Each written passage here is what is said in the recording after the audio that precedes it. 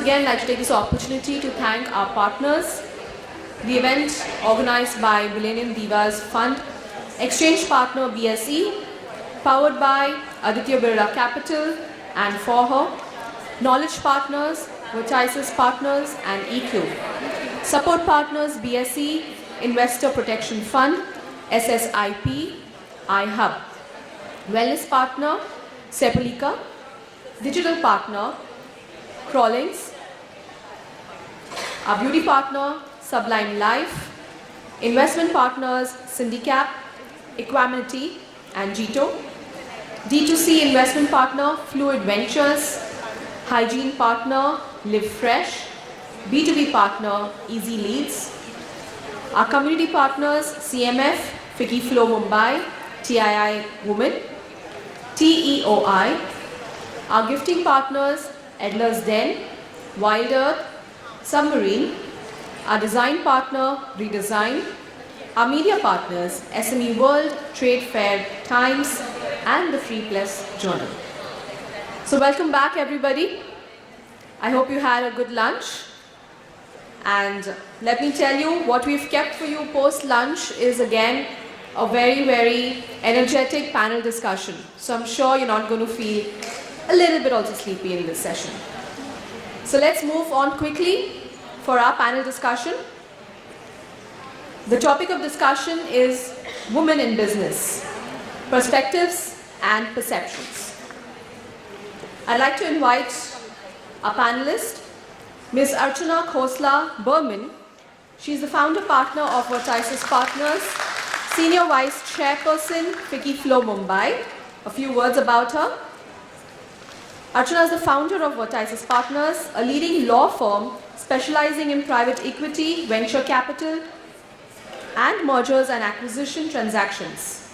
Her firm is headquartered out of Mumbai and has presence in Bengaluru, NCR, and Pune as well. I'd also like to invite on stage Ms. Kiran Manral, partner, Altius Capital Management. Kiran Manral is a writer and a major social media influencer. She was a journalist at the Asian Age, Times of India, features editor, Cosmopolitan, creative director at Karma Communications, and many more firms that she has been a partner with. And after quitting her full-time journalist job where her son was born, Kiran became a mommy blogger on the internet, which has, now taken the internet by storm, and this is because of her remarkably original voice that she's with. We also have Dr. Saagarika Ghoshal, Managing Director, Match Board. Her board affiliation with major companies and HR practice is spanning over 25 years across a spectrum of industry sectors that include telecom, financial services, aviation, media and entertainment, and retail. We also have Ms. Pooja Parmar, Senior Associate at Equanimity Investments. She's a chartered accountant and a Mumbai University alumnus. Pooja has worked at PwC and Housing.com before starting her journey in venture capital at Equanimity Investments. And to moderate this panel discussion, we have Ms. Kimaya Hemdev, and she is the co-founder of The Pink Thread. Kimaya is a cheerleader first, a team player second, and founder third. After building Upgrad's B2B business from the ground up level for the last 2 years, Kimaya is now the head of growth at India's leading international film distribution company, Star Entertainment Private Limited. So with this, over to you, Kimaya, for the session.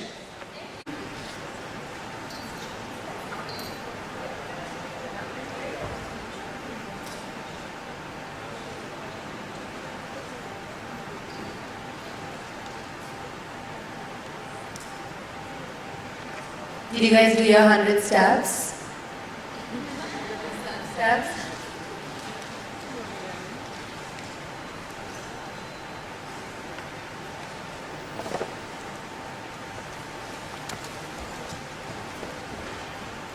Hi everyone, I hope you guys had a lovely lunch break. I'm so glad I don't have to yell now. It's nice to have so many powerful women and men under one roof together.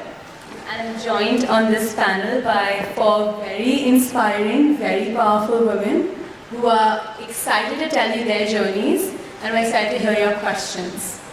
Before we begin, I want all of you all to take a pause and maybe flash back in your minds to the moment where you all began your careers. Just think about where you were then in your life and then think about where you are now. The growth, the progress, the challenges and the learnings that you all have made. That's what we're here today to discuss. So we're here to discuss the journeys of women founders, the journeys of women leaders, and the journeys of women entrepreneurs. And we have four amazing women here to tell us their journeys and their stories. So let's begin with you, Archana. You've had a storied career. You've worked outside, you worked with other people, and now you're the founding partner of Partner-Vertices Partners, your own law firm. Tell us what made that decision and that switch, and tell us a little bit about your corporate journey as well.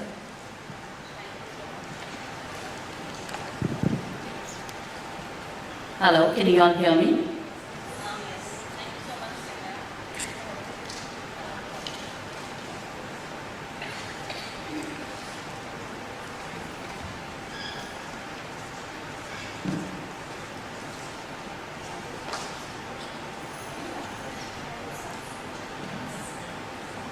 Okay, can you all hear me now?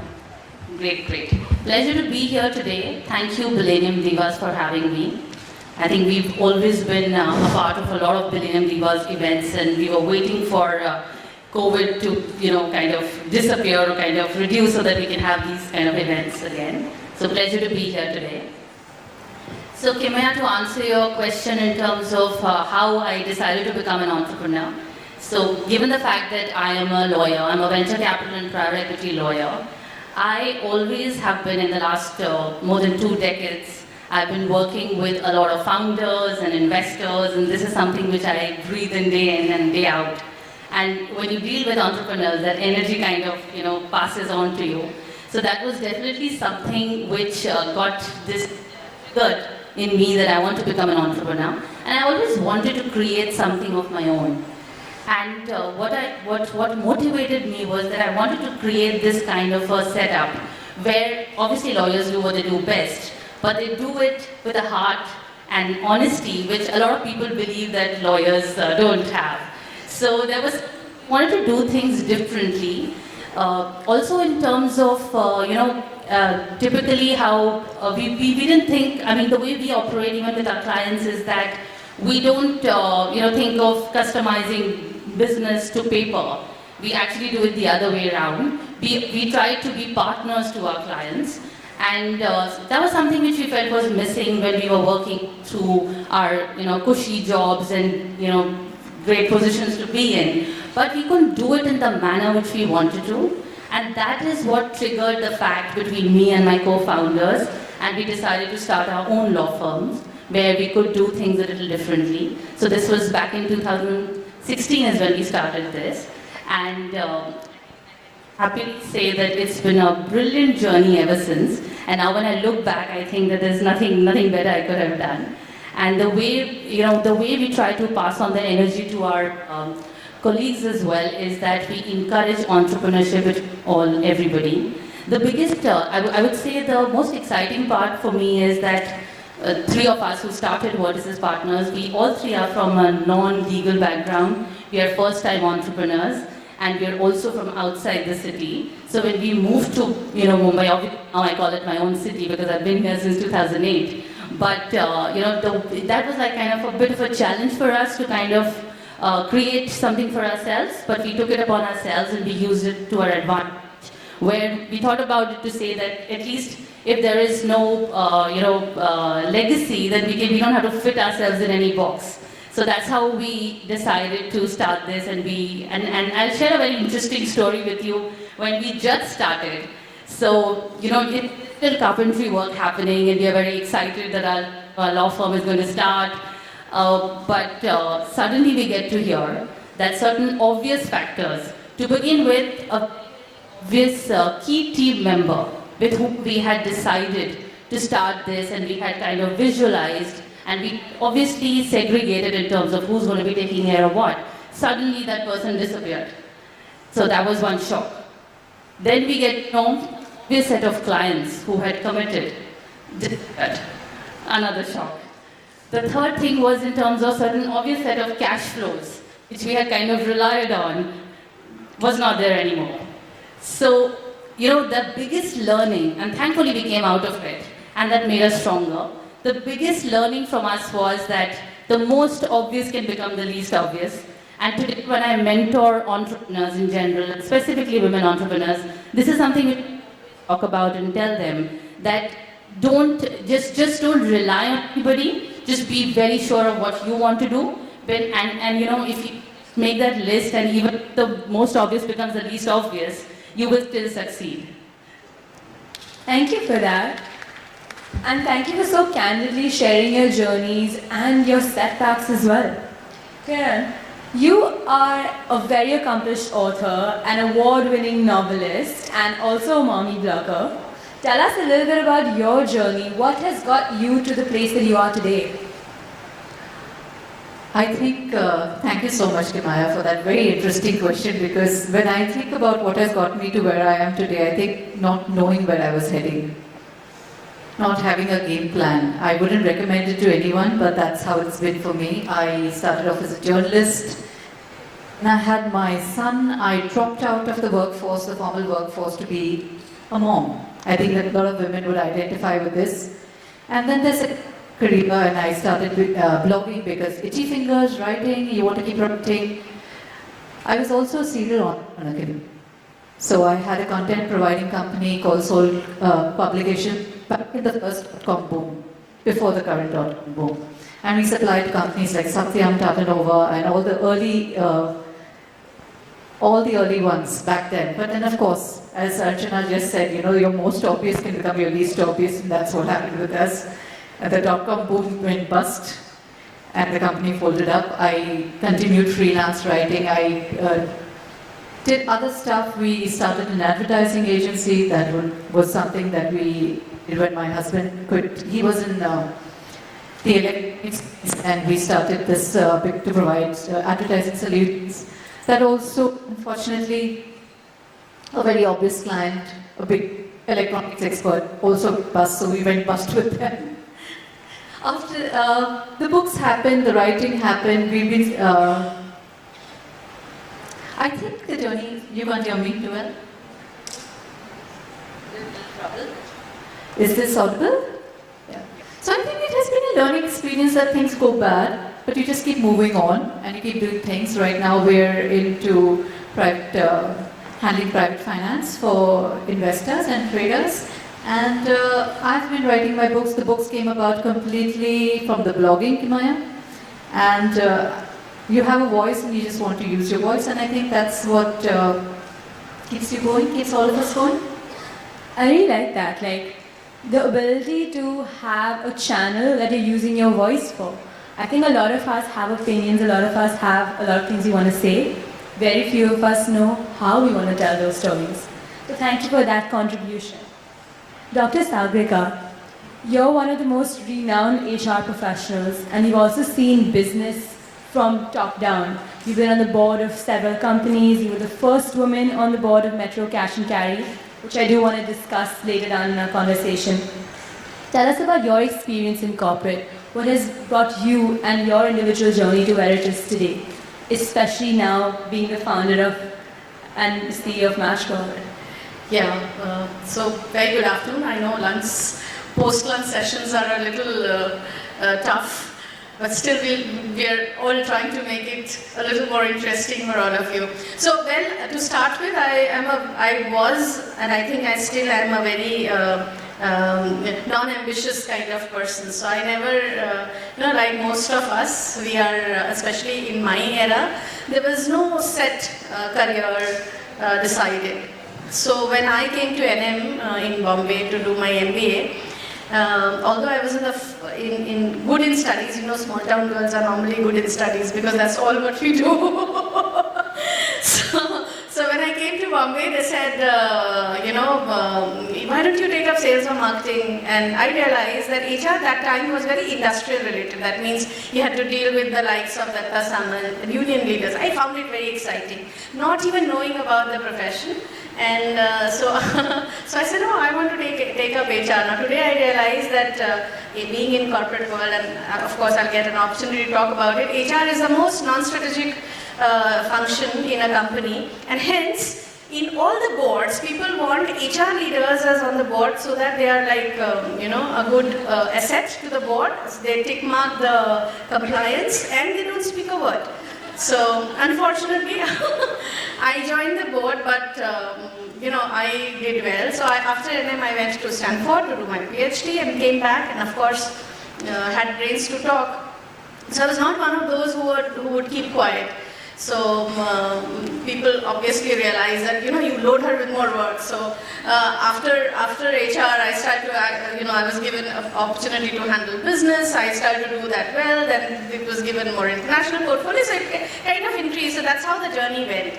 And then came a point where I lost my father at a very young age. He was 59 when we lost him. My mother was still not in the satsang age, nor was she in the age of kind of doing parties. So she was completely startled, and her generation is far more, the entire life is revolved around the husband. So she was completely lost. My younger sister lives in Dubai, so I couldn't have relied on her to come and look after anything. She herself has a career to look after. So I thought, let me take a break. And while I was looking after other stuff, I realized I met a lady, in fact, my mother's senior, who was 70-year-old, retired long time ago, was on board of one company, and she was in tears and in distress. She had a heart attack. So when we went to see her, we realized that she was on the board of a certain company where some crook has done some jiggery-pooggery which she didn't know, and she has signed the papers because that's how it works. And I in my entire journey have seen that women, the moment they're given an opportunity of the board, they're so excited. They don't even know. They are willing to sign up for peanuts at the board level with the excitement of being on board. And they'll come and share with me. Now I meet a lot of ladies. They say, I'm on the board of this company. But do you know what you're supposed to do? So that's how it started. Matchboard started with that, saying that I will make sure that I tell women entrepreneurs, leaders, and also women in general that what does it actually take to be on the board, and what should you look after. Basically, how do you cover your backside? And because an ICICI Chanda Kochar is always remembered, but the Satyams and the others are not so talked about. So every forum I go to, there's the moment they talk about a woman leader, they say, no, now, earlier there was a bias of women being, very honest. It's no more the same. Why? Because of one person or two person. The percentage is very skewed, but, women are always on the podium. So thanks to we being so charming, I guess, that, every time we are talked about. And so hence I handle Matchboard to do largely board practices and diversity, equity and inclusion. Inclusion is the last part of it. We certify a lot of companies so that it's not like it's not like coming and doing a survey and giving. It's like an ISO for inclusion. So you actually go through each practices and see. So it's not about gender diversity, what you have in a company, but it is how inclusive, because a manufacturing can not have more women in their system, because we will not be able to work in those kind of, most of the women are unable to work there. So inclusivity means that whether you have working conditions which is good or not. Most of I think most of us who have worked in corporate or would have a loose story, so that's the basic. So in India there is, I have worked in places when I was young where they did not even have a dedicated women loo. So you had one loo and it was disastrous to go to the men's loo. So I think that's how it started, and now I do make it a point to go out of my way to help people who are asking for it. And of course, The company runs on consulting, and I'm very excited with the journey I have started, and I hope I'm able to help more and more women especially. Thank you. Thank you, Dr. Saagarika. That's indeed a very inspiring journey, and I'm very excited what you do with building the next generation of women board members who are more knowledgeable and maybe more equipped to take on the challenges of today. Pooja, you've been in a field that's been traditionally devoid of women, whether audit or VC, PE space. Tell us about your journey. What's it like being sometimes the only woman in a room? Sure. So thanks for the question, Kimaya. Yes, I did start my journey in audit. So I am a chartered accountant. So you are required to do a 3-year, audit as your training. But I did realize for sure that audit is not something that I would like to do. I was more interested in what is going on in the business rather than coming in, after the financial year has ended and kind of going through what the books have been, etc. So as soon as I qualified, I think I was quite clear that I wanted to join business, and I got an opportunity to work in a startup, which is housing.com. Most of you must have heard of it, good or bad, whatever things about it. So I was a part of their finance team, looking at investor relations, handling the product design and technology team budgets, and also the MIS. So I kind of got a good understanding of the entire startup ecosystem, and that kind of really was exciting for me, something that this is the space to be in. And being a part of the team that interacts with the investors, and they're like really smart people, even though they're not handling the business, they come up with questions that, okay. So I was actually intrigued, being an investor. So I thought maybe I should be an investor, because by doing that I can interact with various startups. I just don't have to be linked to one startup. So while I was in housing, I attended one of such events, and one of the panel members was an angel investor, so put in their own personal money into companies. And I could really relate with what he was saying, because I was working in a startup, and what he was talking about is pretty much, I think there's a lot of gap between what a corporate life is like versus what a startup life is like. And I think an angel investor, on early stage venture capital investor, will kind of get that. So I cold messaged him on LinkedIn. I've actually written an article of how I actually cracked into a VC space, because it appears like it's difficult to get into. So I just cold messaged him, like, I really liked your speech, and is there any way we can work together? And this was while I was still working at housing. He said, okay, let's meet up once. He gave me an assignment. I worked really hard to do some primary research on, I still remember the sector was organic foods. This was back in 2016. I did this research, and I was trying to reach out to founders who are doing something in the organic space, because there was not much of secondary data available, especially in this early stage ecosystem. The only way you can kind of get data is to reach out to founders. Some were gracious enough, some didn't answer, but then I kind of got my report, he liked it. So he said, why don't you evaluate companies with me for my angel investment? And I was like, this is amazing, I'm getting this opportunity. It was freelance, I was still having my job, and over the weekends I would do this happily, because I was learning more about investing in this way.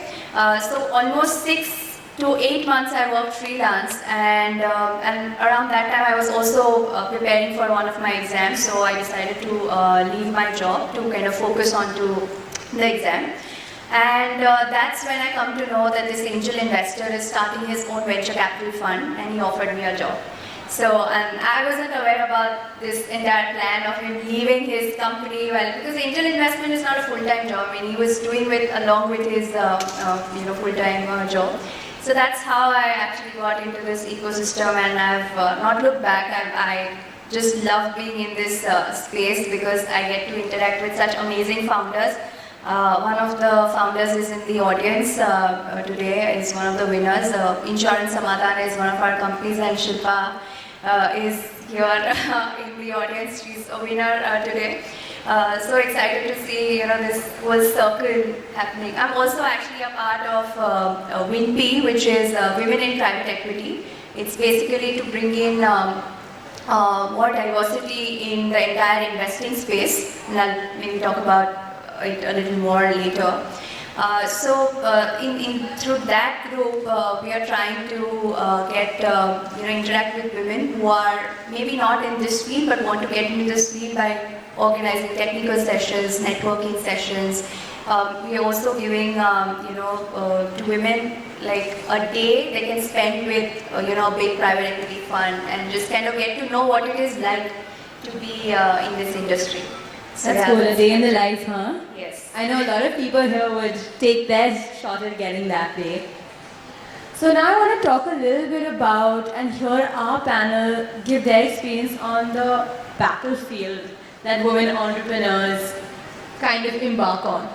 A lot of it in terms of structural and institutional barriers that we have are even sometimes in our mind, and they require us to think through them and get through them. And some of them just exist because that's the structure and the fabric of our professional world. Archana, you're not only a woman entrepreneur, but you're also managing and investing and interfacing with a lot of women entrepreneurs through your role at FICCI.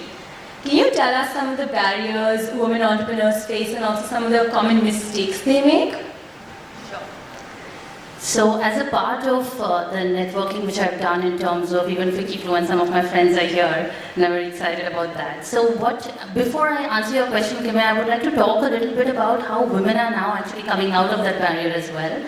And in terms of what we did in the last couple of years, where a lot of women are interested in becoming investors.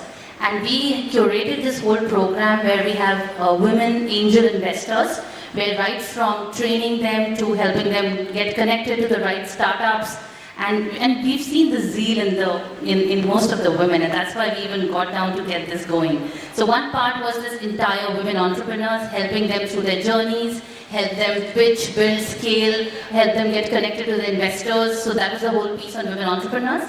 And women investors, like I said, we helped them, we tied up with a certain investors as well, certain funds, where we trained our women to understand how do you even identify what kind of sectors would you be interested in, what do you need to do, what are the right kind of questions to be asked. And including even in terms of the board membership which you were talking about, we have organized sessions in terms of helping women to become directors, which doesn't just mean helping them to become directors, but helping them to become aware of what are the kind of liabilities which can fall on you, and therefore you have to take that informed decision. So, women are out there. Having said that, and that's why I don't want to generalize saying that these are some of the common mistakes, but we do see a pattern in a lot of women, and probably because of conditioning, where women don't nurture their networks as much. This is something which is a pattern which we've seen. So networks not just means just joining an accelerator or an incubator, but also doing some informal networking like the so-called boys club. Women kind of still hesitate to do that, which I think is very, very important for anyone's growth, man or a woman. So that's one part which I've noticed. The other is, and I think Kiran and I were talking about it, we don't put ourselves out there. We feel very embarrassed to talk about our own achievements. And if you see, men do that, and I think it's a great thing to do, because if you're doing something and if you're not letting the people know, then I think it's half done.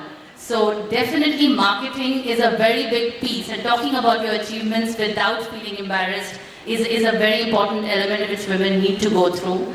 And I think in general, the other barriers which I feel, and from the venture capital and private equity world, what I've noticed is that women always feel that they are being judged, or when they enter in a negotiation room filled with men, you tend to feel a little intimidated. You're asked questions around whether you're married, whether you have children, and you tend to get that feeling that your commitment to your venture is getting questioned. So a lot of women I mentor have actually come and asked me this question, that is it that the investors look at women differently? And of course, and I have a lot of investor friends and clients as well. The thing is that for them, it's a very gender agnostic thinking which happens. So it may be sometimes true as well in the investing world, but generally, I think what happens is when you're feeling that within, it comes across even when you're pitching or when you're talking. So the advice is to always forget about all of that. Forget, like we said, man entrepreneur, woman entrepreneur. We are entrepreneurs, we are leaders, it doesn't matter. Your gender doesn't matter. I like that he said that. Sometimes leave the biases at home and come in just with who you are as your authentic self. Dr. Saagarika, you've been in a lot of rooms where you've been the only woman. You've been the first woman on the board of Metro Cash and Carry. Now you're inspiring and training a lot of women to take on board seats. What have you seen as being the common hindrances that women, even in leadership positions, face in corporate? You know, I was always very overwhelmed when I saw all successful women talking about that they never had faced any boys club syndrome, they never had any issues, they never had to work harder than the male colleagues, etc., etc. But I can tell you, I have faced everything. Probably I'm not a good one. I think I work my. I used to go to office at 8 o'clock and leave sharp at 6 because that was, so 8 o'clock means the office started at 9:30. I would be there at 8 o'clock, make sure the work task is given and to every team member and leave sharp at, that office time. And some of my male colleagues would invariably show their watch, who will reach at 11 o'clock, then go for 4 cigarette breaks, then chit chat and start working at 7 o'clock. Will come and tell me, oh, half day today, Saagarika.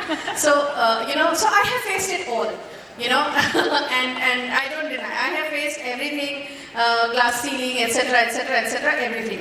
But how do you deal with it? I think that is what is more important.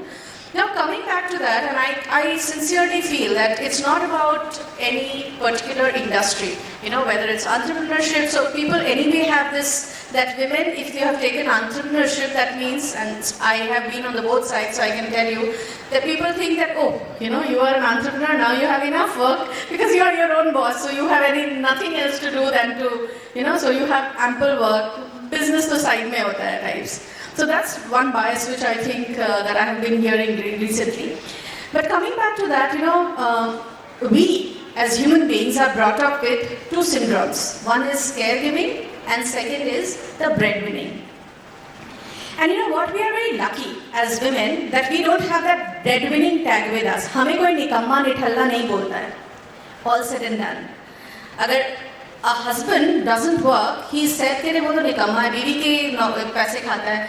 Thankfully, we don't have to hear that, I don't say that every woman have to do it, but at least हमें कोई नहीं बोलता है husband के पैसे खाते हो. That's our birthright. It's okay. My money is my money. His money is my money. Is given. So we anyway, all of us work with various biases. And I think the day that breadwinning and caregiving thing would merge in the society, where it will be acceptable that when a man, so why, blame the society? All of us think like that. The moment, no matter how educated I am, but if I hear my friend's husband saying that, well, I am a house husband, I am still not okay with that. I am educated, I call myself, well educated, but it is the conditioning which we have gone through. So, it's not going to evaporate in a day. And so biases is what we have to deal with it. That's what I said, that I have seen the biases. I have seen people saying, she will train you how to become 36, 24, 36. And I have turned around and said, I don't think so. She needs training. I think you need training how to speak to decent women. I have seen men talking about, a gentleman was playing footsie with me and I kicked him nicely with my stilettos, and then he turned around in a meeting, a senior gentleman said, Saagarika, you'll never do well in life. So I said, okay, so why? You are very arrogant. Now what arrogance did I do? He was playing footsie, I made sure that he gets it nicely. So I said, sir, it is actually very relevant. Whom you call arrogant, I call them graceful. Whom you call friendly, I call them loose. So I prefer to be graceful than to be loose. So, this is... So you have to learn to... and it didn't happen in a day, it didn't happen in a day. After... I still get nervous when a room full of men ask you, oh, so I became a late mother because I had an accident, and there are men, no No man is asked in what age did he became a father. But when I enter the room, every time, oh, you have a 9-year-old daughter? So they'll keep back calculating when did you actually get pregnant. So, no man faces this. So, but you need to know how to deal with it. And now sometimes I've even said, will you take her responsibility, guy, to bring up my daughter since you're so concerned. But you know what, that is what life teaches you, that we are in this country. Why in this country? And not only in India, I think across the world. This bias of men, women, workplace, entrepreneurship, leadership stays. And I think entrepreneurship faces it more than, because at least in a corporate you have a tag, a position. But the moment you become an entrepreneur, people think that, you're now all right. You can come home and cook anytime. Someone can call you from home as well. So it's like that. So you are facing biases at home, at workplaces, outside. You should know how to deal with it and have an apt reply which doesn't affect your mind and well-being. I think that is what is important. If you are getting affected with what others have told you, then there is a problem. I think that is what we as women need to be an expertise. So well said. I think having that support, having that confidence in oneself is so important. I wanted to ask you, Kiran, how have you gone through the barriers in life by building a network and building a support system? You had careers across different industries, across different roles as well. What's been your secret to building that strong network? So, Archana and we were just discussing this before the panel came about. We don't invest in networking as women. We invest in relationships. We are more about, I think for me, throughout my career, it's about finding people I can call friends, people I can connect with. I'm not going to connect with somebody because I think they can get me something or they can do something for me. It's always been from the position of, do I like this person? Do I want to stay connected with this person? Does this person touch a chord in me? Do I vibe well with this person? I think that's the space from which women come into networking per se, to use that term. I hate the term. I hate it with a passion, to be honest. Because I think if you go into something with a very pure agenda of just networking, it's transparent. The person in front can easily see and read through you, and then it's very transactional. And when it's transactional, it will not last. It will be there for the first approach, it might stay for the second approach. But beyond that, how often do you do how often do you do a give and take? If you approach something with a position that I am going to give first, what can I do for the other person? How can I help? If I'm at a certain position in a ladder, can I help somebody who's behind me? Can I mentor somebody? Can I tell her what she needs to do? As a journalist, when I was a senior journalist, there were many young interns who came in. What do I tell them? Where do they step? What are the kind of features they should do? Where should they be visible? What kind of highlights should they push for? These are things you do without an agenda, without thinking that tomorrow if she is in so-and-so position, she's going to do this for me. No, it doesn't work that way.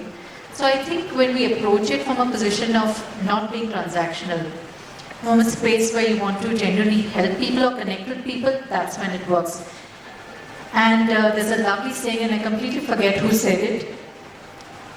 Be friends with women who will take your name in a room full of opportunities.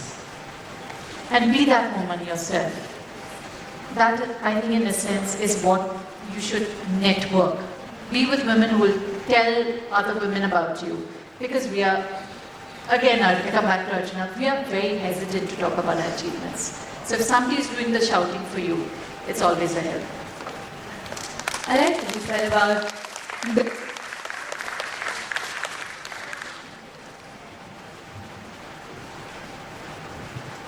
said about building connections and relationships versus transactional networking. And I think that's the key to building a good support system and succeeding in as a woman or as a man. Pooja, what have you seen in your experience of entering a new industry, having to build new relationships with people who were not there from the start of their career? You've had to do this from ground up. And you yourself said you kind of cracked the code into entering a new industry. What's your secret? be very honest, I'm still not an amazing networker. If so, and I totally agree with what you said, Kiran, about building relationships. And I think women usually do, rather than. I mean, I was attending one session, and there was a senior leader who was talking about how do you.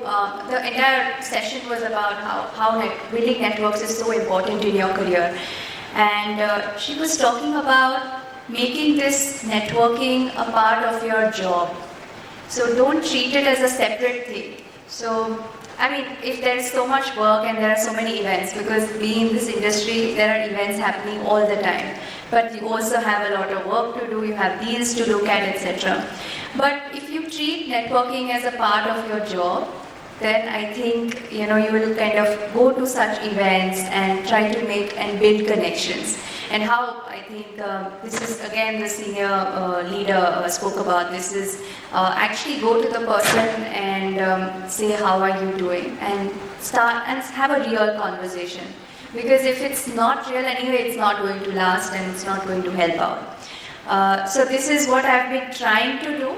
I've started inculcating in the events that I attend and try to understand that person, and then kind of build a connection, and then of course the opportunities will flow through.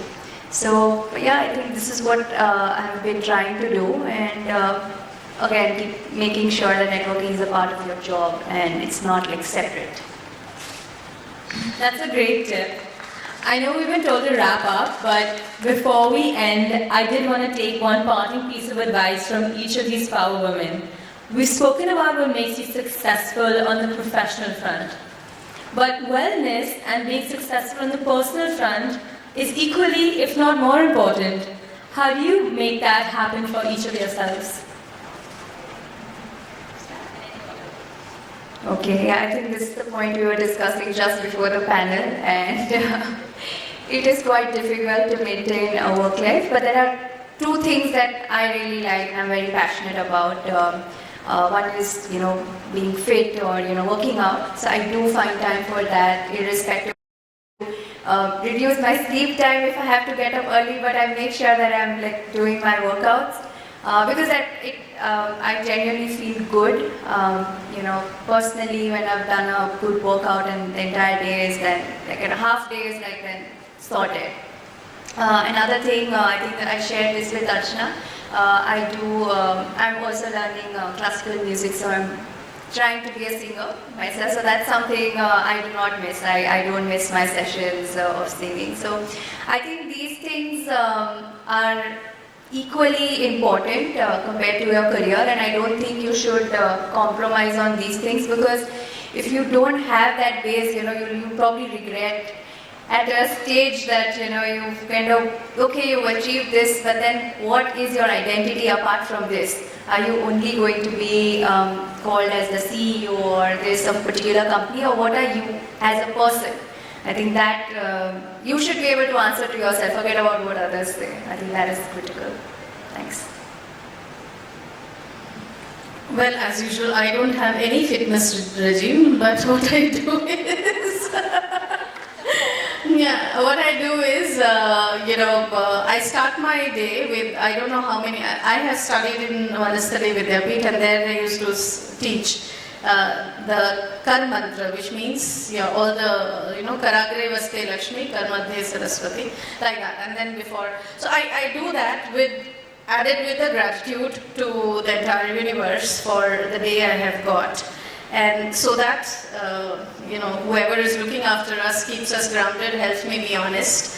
And you really need it, not all the time you can, although you want to be honest, but you cannot remain, you do some small things, which is, so that's all which I do. And other than that, of course, I am inching towards trying to be a better human being in life. I am very, very passionate about music. I'm a trained Indian classical singer, and I was also a part of some music bands in my college days, school days, and then even when I started my career, I continued with that. but then when life happens and then you kind of tend to lose that completely. So what I made a conscious effort in the last couple of years is that I brought it back to my life, and I've actually seen a huge amount of difference. I made a conscious effort to do that, no matter how busy you are. As lawyers, there is no work-life balance, is what we were discussing earlier as well.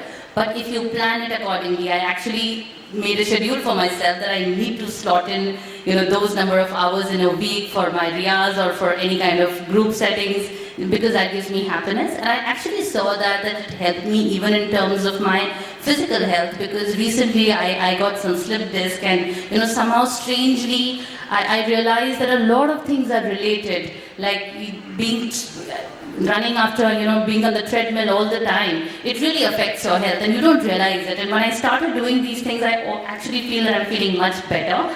So I do focus a lot on wellness, and even from an organization perspective, and Gauri has really helped us, get into some things in practice for the firm, where we started with period leaves for all our women colleagues.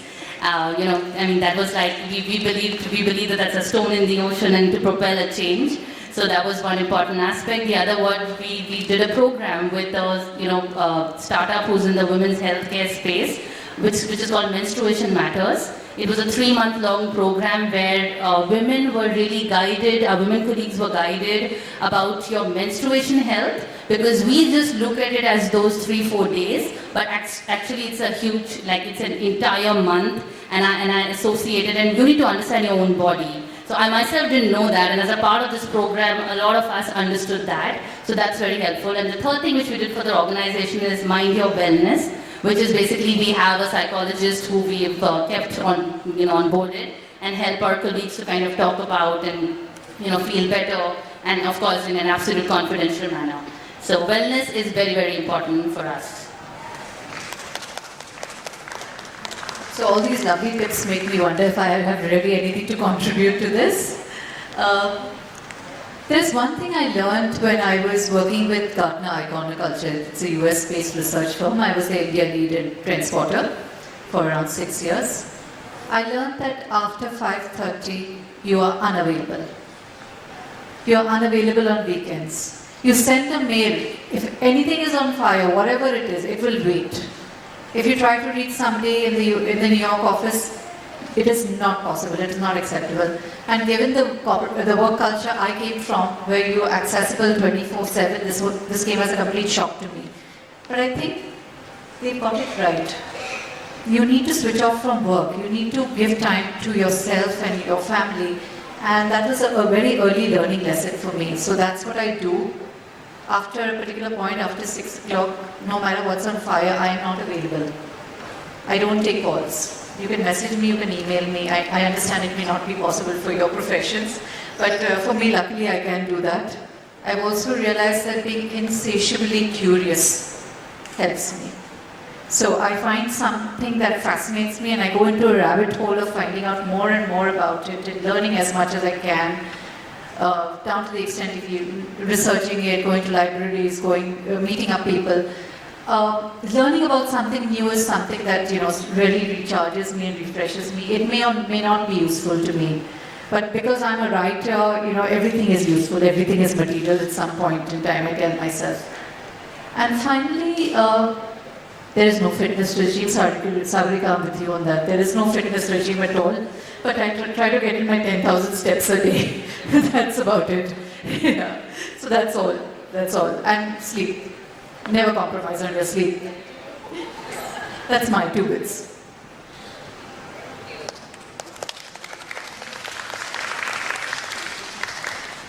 That was a great note to end this panel on. Thank you to each of you and our audience for being candid, sharing your stories, your insights, and for you all for being such a focused and pleasant audience. Do we have time to take questions from the audience? No? Okay. Sorry. I tried.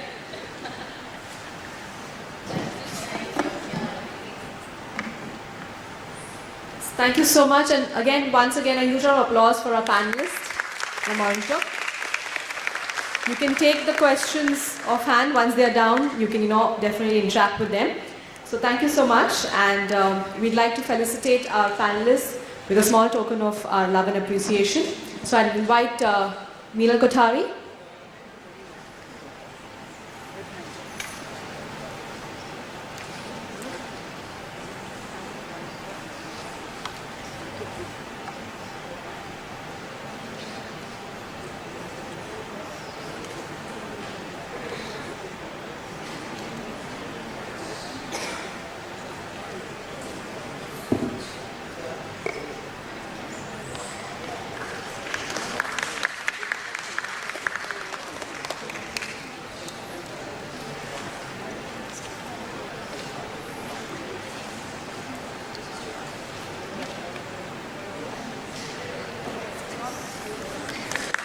Could we have a very warm applause, please?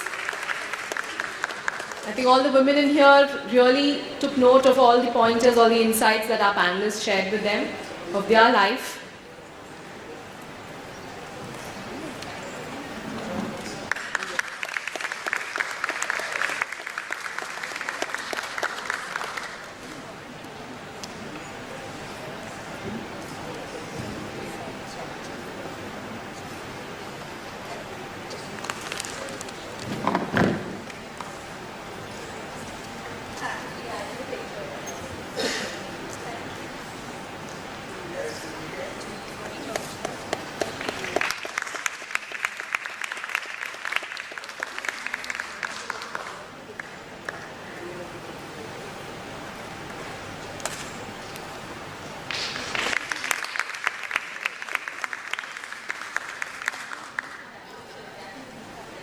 Thank you so much. Photographer दादा, ladies को अब ऐसे नहीं छोड़ सकते photograph के बिना.